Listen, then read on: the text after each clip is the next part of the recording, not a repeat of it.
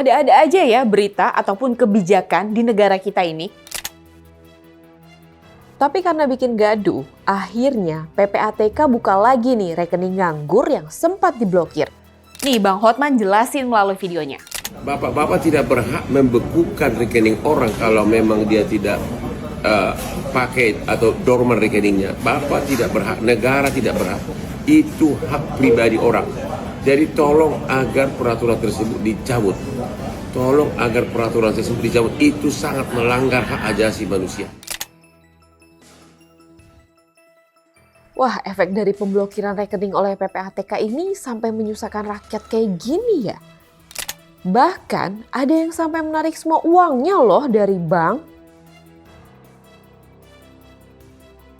Tuh kan, PPATK ini nggak berhak loh untuk blokir rekening pribadi orang yang nganggur 3 bulan atau lebih. Katanya sih ya, tujuannya untuk mencegah kejahatan keuangan karena banyak rekening pasif alias dorman di perbankan yang sering disalahgunakan untuk mengumpulkan dana hasil kejahatan keuangan.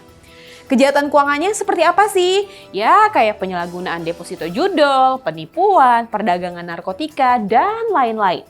Tapi ya pertanyaannya, apakah langkah ini tepat? Terus kalau rekening yang aktif yang transaksinya besar-besar itu nggak ikut dicurigain juga tuh. Kebalik nggak sih? Saya Dila Hantika, inilah Jurnalisik.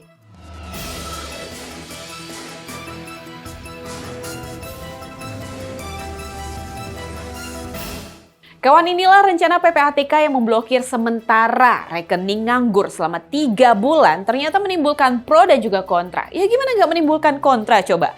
Rekening pasif itu kan bisa jadi untuk terima kiriman uang sanak saudara, untuk terima bansos, untuk tabungan pendidikan atau dana darurat, ya nggak sih? Ya nggak mesti tiap bulan juga kan isi tabungannya kalau ternyata pendapatannya nggak rutin per bulan. Ya netizen jelas geram lah sama kebijakan-kebijakan yang diada-adain gini. Ada yang kesel banget nih, sampai kebijakan ini sampai komentarnya panjang banget. Intinya ya, netizen ini akan tantangin balik, akan tutup semua rekeningnya di bank dan meminta PPATK sebaiknya menelusuri aliran dana para koruptor. Ada juga netizen yang bilang rekening nganggur ditutup, tanah nganggur diambil negara. Masyarakat nganggur bertahun-tahun gak mau diambil sama negara. PR tuh ya.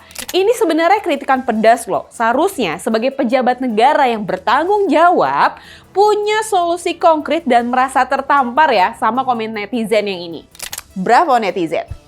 Gara-gara respon netizen kebanyakan yang kontra, DPR ini akan segera memanggil PPATK untuk meminta penjelasan dasar kebijakan tersebut. Dan mengatakan supaya PPATK ini tidak cari sensasi.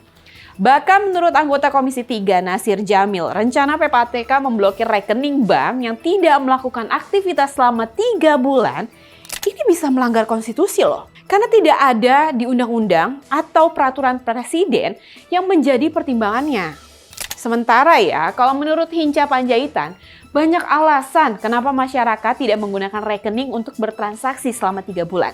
Setelah itu disimpan di bank karena ya merasa aman, mau di mana lagi menyimpan uang yang aman ya. Ayolah jangan buat kebijakan-kebijakan yang ngadi-ngadi.